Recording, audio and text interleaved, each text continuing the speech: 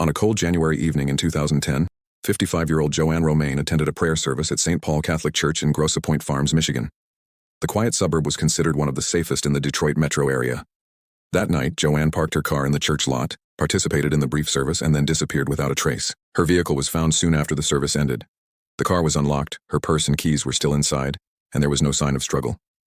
Police responded quickly, searching the church grounds and nearby Lake St. Clair, which was just across the street. A set of footprints was discovered in the snow leading from the church parking lot toward the lake, but none were seen leading away. This led authorities to suspect that JoAnn had walked into the frigid water and drowned. JoAnn's family, however, immediately rejected the theory. Her daughter, Michelle Romain, told police that her mother was afraid of water and would never have willingly walked into a frozen lake. JoAnn had also shown no signs of suicidal thoughts.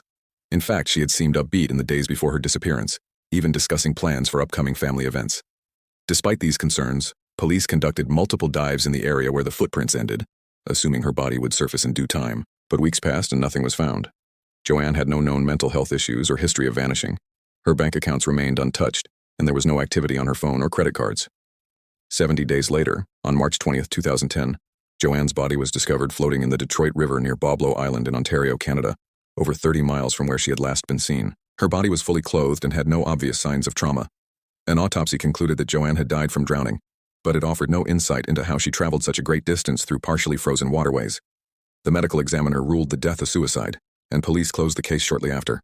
JoAnn's family was devastated. They were convinced that her death was not self-inflicted and believed she had been murdered. They hired private investigators who uncovered troubling details. JoAnn had told friends before her death that she felt someone was watching her. She had also spoken of a legal dispute involving money with a close relative. According to Michelle, JoAnn had been involved in a property dispute and was being threatened. There were even reports that JoAnn had tried to install a home security system weeks before she vanished, suggesting she felt unsafe. More inconsistencies began to surface. The private investigators found that her car had been moved slightly from where she had originally parked it. Cell phone data showed unusual activity near the church that night, including the appearance of a car known to be associated with a family member who had a strained relationship with JoAnn.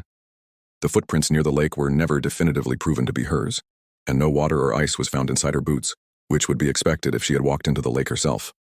In 2015, the Romain family filed a wrongful death lawsuit against several local police departments, alleging a cover-up and failure to properly investigate JoAnn's death. They believed certain individuals were protected due to connections in law enforcement and local government.